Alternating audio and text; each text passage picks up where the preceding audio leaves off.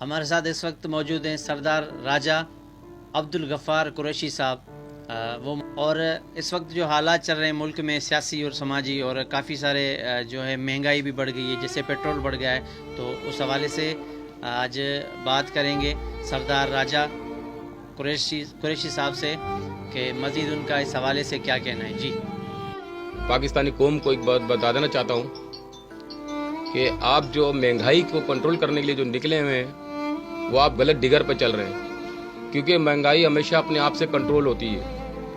آپ کسی بھی چیز کو اگر جو ذخیرہ اندوز مارکیٹوں میں ذخیرہ کر اور مہنگائی کر رہے ہیں، آپ ان کا مکمل طور پر بائیکاٹ کر دو۔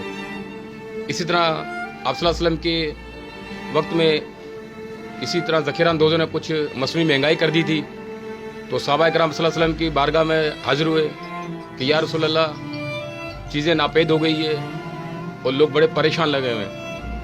تو آپ صلی اللہ علیہ وسلم نے انہیں کہا تھا کہ آپ ایک روز اس چیز کا بائیکاٹ کر دو، وہ چیز خود بخود سستی ہو جائے گی، اور ایسا ہی کیا گیا ہے۔ پر ہمارے ہاں دیکھا گیا ہے کہ جب کسی چیز کو مہنگائی کر دی جاتی ہے تو ہمارے لوگ اس کو اس طرح پرچیز کرتے ہیں کہ جس طرح شاید دوسرے دن قیامت آ جائے گی، وہ چیز ملے گی نہیں یا دنیا فنا ہو جائے گی۔ ایسا نہیں ہے۔ پھر لوگ دکھاوے کے چکر میں نکل جاتے ہیں کہ ایک غریب ہے جو 1 کلو آٹے کے لیے پریشان ہے، اور اسی جگہ پر لوگ آٹوں کے کٹوں کو جو اپنے گھروں میں اس طرح اسٹاک کر رہے ہیں، جس کے کھانے والے 4 ہوتے ہیں لیکن اسٹاک کرتے ہیں وہ 400 آدمی کا، اور پھر یہ بھی کہتے ہیں کہ پل کی خبر نہیں ہے۔ تو مہنگائی کا بہترین طریقہ کنٹرول کرنا یہ ہے کہ آپ اپنی ضرورت استطاعت کے مطابق چیز خریدیں، زیادہ چیزیں نہ خریدیں، اور چھوٹے چھوٹے دکانداروں سے چیزیں خریدیں۔ یہ بڑے بڑے جو دکاندار ہیں، بڑے بڑے جنہوں نے مارٹ کھولے ہوئے ہیں، ان سے آپ ریٹ کم بھی نہیں کرا سکتے ہیں، پرائز بھی کم نہیں کرا سکتے، اور اپنی من مانی کے ریٹ یہ لوگ لیتے ہیں، اور یہی لوگ وہ مافیا ہے جو ذخیرہ اندوز کر کے رکھتے ہیں، پھر مارکیٹ میں مصنوعی قلت پیدا کر پھر اپنا اسٹیپ لگا کر ہی مارکیٹ میں شو آف کرتے ہیں۔ اچھا رجا بھائی، ابھی جو ہے جیسے ہمارے ڈی سی صاحب ہیں نوابشاہ کے، ڈی سی تو بہت آ رہے ہیں ابھی، میرے خیال سے کچھ مہینوں کے اندر 3 یا 4 ڈی سی ہمارے چینج ہوئے ہیں، اور دوسری بات یہ ہے کہ ان کو کون سا رول پلے کرنا چاہیے ہمارے انتظامیہ کو؟ دیکھیں، بات دراصل کہ ڈی سی صاحب کو چینج کرنے سے مسئلے کا حل نہیں ہے۔ ہمارے نظام کو مسئلے کا حل ہے نظام کو چینج کرنے کا۔ میں متعلقہ اداروں سے سوال کرتا ہوں کہ مارکیٹ کنٹرول لسٹ جو ادارہ ہے، سننے میں آیا ہے کہ ہے، لیکن صرف رمضان شریف میں نظر آتا ہے، اس کے بعد نظر نہیں آتا ہے۔ وہ کنٹرول لسٹ والے روڈ پر نظر نہیں آتے ہیں، مارکیٹوں میں نظر نہیں آتے، اور جب سے ہمارے تاجر حضراتوں نے یونین بنا کر ریاست کا جھنڈا انہوں نے اٹھا لیا ہے، تو سارے کے سارے ہمارے تاجر جو ہے وہ سیاسی بن گئے، تو نہ بیچارہ ڈی سی کچھ کر سکتا ہے، نہ ایس ڈی ایم کچھ کر سکتا ہے، اور نہ ہی کوئی سرکاری مشینری ان کے اوپر کچھ کارروائی کر سکتی ہے۔ تاجر کو صرف تاجر ہونا چاہیے، تاجر سیاست کرے۔ میں بھی سیاست کرتا ہوں، تجارت بھی کرتا ہوں، لیکن تجارت ایک طرف ہے، سیاست ایک طرف ہے، اور سیاست ہے خدمت کا نام۔ لیکن ہمارے کچھ لوگوں نے سیاست کو اپنا تجارت بنائی ہے، اپنا بزنس کیا ہوا، اور وہ لوگ سیاست کی آڑ کے اندر ذخیرہ اندوزی کرتے ہیں تاکہ ان کو کوئی کہہ نہ سکے، افسران پر ہاتھ نہ ڈال سکے۔ ایک حد تک افسران بھی ہمارے بیچارے مجبور ہیں، وہ ہاتھ نہیں ڈال سکتے۔ اور روز بروز جو ہے نا مہنگائی کیوں بڑھ رہی ہے؟ کیا ایسی وجہ ہے؟ ہمارے ملک کے حالات اتنے بگڑ رہے ہیں، غریب عوام کے جو ہے بڑی مشکل سے زندگی گزر رہی ہے، جیسے 600-500 دیہاڑی کمانے والا وہ اتنی مہنگائی میں کیسے گزارا کرے گا؟ آپ کیا کہیں گے اس پہ؟ کیا سمجھتے ہیں آپ؟ کیسے گزارا ہو رہا ہے غریب عوام کا؟ دیکھیں، غریب تو جیسے کیسے گزارا کر ہی لیتا ہے بیچارہ، جو ہے نا، اصل ہے سفید پوش لوگ، ان کا گزارا کرنا مشکل ہے۔ معیشت مکمل طور پر ہماری بٹھا دی گئی ہے، بیٹھی نہیں بٹھا دی گئی ہے۔ انڈسٹریوں کو تالے لگا دیے گئے، لائٹ کا اتنا بحران پیدا کر دیا گیا ہمارا کہ جس طرح ہم باہر سے لائٹ امپورٹ کرتے ہیں، اسی طرح ابھی ہمارے سوئی گیس کا بھی یہ حال ہے کہ 2 گھنٹہ آ رہی ہے، 2 گھنٹہ جا رہی ہے۔ اب مجھے آپ بتائیں کہ جس ملک کی معیشت کا دارومدار جو ہے وہ انڈسٹریل پر ہو، اور انڈسٹریوں کو تالے لگ جائیں تو وہاں مہنگائی نہیں ہوگی تو کیا ہوگا؟ جب انڈسٹریوں کو تالے لگیں گے تو لوگ بے روزگار ہوں گے، تو ملک کے اندر افراتفری ہوگی، اور جب افراتفری ہوگی تو لوگ ظاہر بات ہے لوٹ مار کریں گے، اپنے بچوں کے لیے تو کچھ نہ کچھ کریں گے۔ تو اس میں غریبوں کا قصور نہیں، اس میں قصور ہمارے حکمرانوں کا۔ اب جب سے ہمارے سارے حکمران اکٹھے ہوئے، مجھے سمجھ میں یہ بات نہیں آ رہی کہ لوگ دیکھ بھی رہے ہیں کہ یہ جو ملک لوٹا کس نے؟ پھر اگر یہ لوگ ملک بچانے آئے تو پھر ملک لوٹا کس نے؟ یا تو پھر لوٹنے والوں کو ڈھونڈے۔ ہم لوگ ہی ملک لوٹنے والے ہیں، ہم نے سیاستدانوں کا صرف نام استعمال کیا ہوا. اصل ملک لوٹنے والے ہمارے ذخیرہ اندوز ہیں, یہ تاجر حضرات ہیں, یہ ہمارے بلیک مافیا لوگ ہیں. یہی لوگوں نے واسکٹیں پہن کر سیاست میں آتے ہیں اور یہ لوگ مارکیٹوں میں آ کر اسٹاک کرتے ہیں. کوئی بھی چیز ہے اس کے پہلے ریٹ کنٹرول ہوا کرتے تھے. اب کسی بھی جگہ پر آپ چلے جائیں آپ کو کہیں بھی لسٹ نظر نہیں آئے گی. ایک دکاندار ہے ایک چیز 20 روپے دے رہا ہے, دوسرا دکاندار 25 روپے دے رہا ہے, آپ اس کو کچھ کہہ نہیں سکتے. آپ گوشت کا آپ لے لیں کہ بیچ میں انہوں نے ایک وبا پھیلائی تھی کہ جی بڑے گوشت نہ کہ اس میں بیماری آ گئی. اس وقت تو بڑی ہماری مشینری ایکٹیو تھی, بڑی نظر آئی مشینری ایکٹیو نظر آئی ہماری کہ بڑے جانور گوشت نہ کھا جائیں. لیکن اب وہ مشینری کدھر ہے کہ جب یہ سرے عام گوشت روڈوں پر کٹا جا رہا ہے, جس روڈ کے اوپر گدھے جانور گھوڑے پیشاب کرتے ہیں اسی روڈ کے اوپر جانوروں کو لٹا کر کسائی سرے عام ذبح کر رہے ہیں, وہیں گوشت گر رہا ہے, اسی کے اوپر چونٹیاں بکھر رہی ہے. کدھر گئے وہ ڈاکٹر, ہیلتھ والے ڈاکٹر کدھر گئے, ہیلتھ کے ادارے کدھر چلے گی.